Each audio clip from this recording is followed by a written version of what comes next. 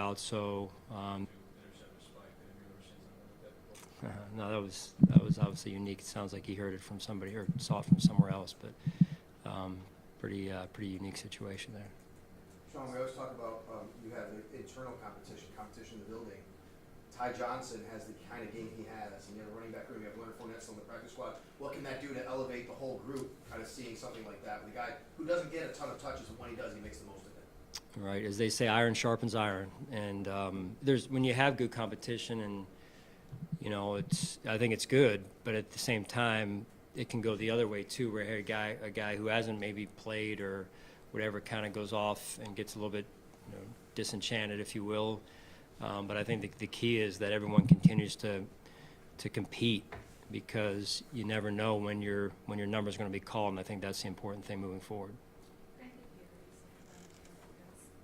What kind of year did you ask? Yeah. I started to see his personality come out this past game, but I welcome that. I think that's good. When you're out there, it's an emotional game, and so he's one of the more lively personalities on our team, as you guys are very aware, I'm sure. So, and we saw that in full display on Sunday there. I think that he continues to. As he continues to grow, he continues to get better and better, and I'm just so proud of the way he's grown over the years since the time we drafted him in 2017. How is this week, what challenges does this week kind of present? Because obviously you take off tomorrow, spending time with families and everything like that, but preparing for a big game like this, how does that change your week practice-wise? Yeah, I mean, we try and make every game the same size. I understand that to many it's labeled as big. They're all big, right? So, but the schedule, we've been at this long enough to, although every year is a little bit different in terms of the game you're coming off of, when you played or what have you, but you try and keep the main thing, which is keep things in perspective and keep priorities in proper order, with giving the guys some time to spend time with their families, coaches, staff included, and then making sure that we get our work in also. And I think we've done a good job, Matt Warswick and our operations staff, putting together a schedule to accomplish both those things. Sean, what's the balance of taking momentum and confidence from how the offense played, but also putting it behind and focusing in 1 week at a time approach? That's the main goal every week, is reset, 24-hour rule, and celebrate the process that led to those results, so that we have a chance to get those again, and then continue to grow 1 week at a time, and that's that growth mindset. Sean, off of that, you talked about the process and factoring what worked well that week. It seemed like energy was a big thing last week. Can energy be carried over? Is that something that you want to bring with you into this week from last week? Well, I mean, the intangibles in this case are the intangibles in this case of an offense.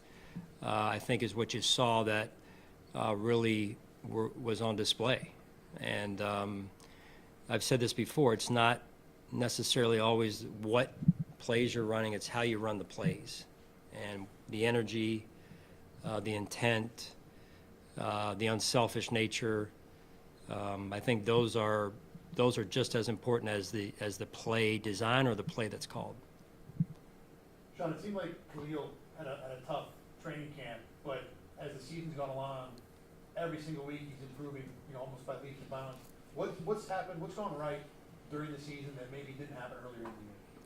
Well, I mean, some of that's not just that's not all on him. That's opportunities more than anything, or just as much as anything, I should say. So, you when given your chances, given your opportunities, you have to perform, and now that he's been getting more, he's taken advantage of those opportunities, and so I think you got to give credit to both the coaches getting him more involved, and then Khalil taking advantage of those opportunities.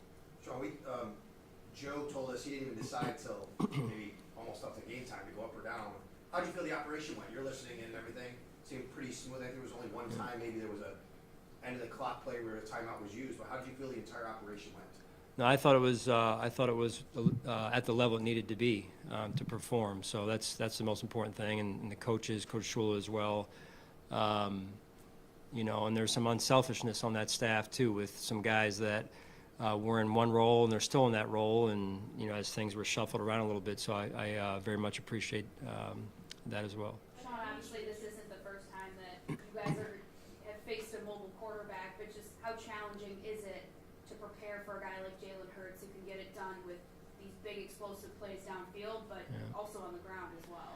Yeah, I mean he's a really tough player to go against for those reasons, among others. Really, I mean he's playing at a high level, and he uses not only his arm, as you mentioned, Heather, but his feet. And it's tough to defend, whether it be any situation, you name it, red zone, third down, 2 minute, and beyond. So you have to defend all 11 on the field. With the short week last week, and now see how it all flowed. I mean, are there any adjustments? Do you like to talk over that now that you have the time? Like you took on this role and it worked, didn't work. Like do you go through? I mean, we always follow up the game with recap and, how did we manage the game? How was our communication? How did halftime go? And just always trying to go back and reassess some areas that we can improve on. So obviously not as big of, I shouldn't say obviously, but not as big of changes this week, but certainly always tweaking things to make sure we're maximizing our potential. There's a clip from the game of Josh saying that he felt like himself out there again against the Jets, and we've talked about seeing his personality out there and getting that back. For him to say that, is that like something that you're excited to hear, or did you? I guess you talked about how you saw his personality out there, but did you also kind of see more? No, yeah, I mean that's in the past too, but yeah, I mean I think overall the personality of our offense has started to see their personality. They were having fun, and that's earned, right? I mean it's one thing to go out there and not put the time in and go have fun, and yeah, we can all do that in the backyard, but in this league you've got to earn that right during the week, and that's where the process comes into play, and making sure we're detailed during the week, and then when you go on the field you can cut it loose.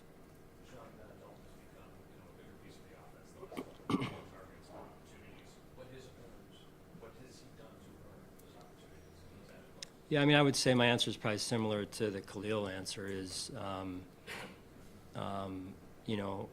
when given the opportunity, he's taken advantage of it and made the most of it. And that's, when that happens, you see more opportunities. It's just how it works. And so, again, credit the coaches for getting him on the field and using him. And sometimes, you never want to see a player go down in Dawson, but sometimes it allows another player to, in this case, a young player, to come on the scene a little bit more and to show us what he's got, and he's done well. Sean, the Eagles' offense, they have 30 touchdowns this year. They have 15 rushing, they have 15 passing. What's the challenge? Thanks, Josh. I appreciate that. What's the challenge? Math. I think I'm It's pretty. one of my strong suits.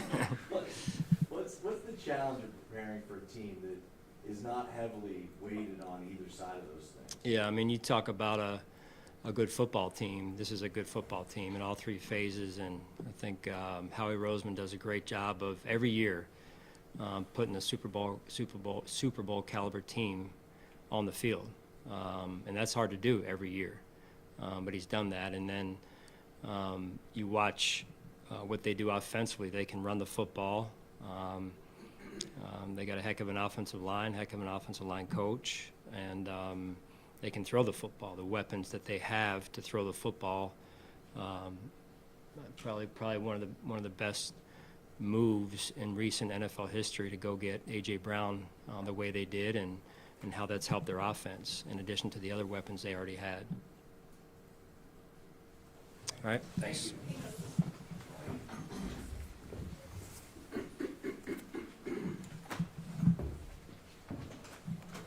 You looking for a new job? Abacus. No, I was gonna say analytics.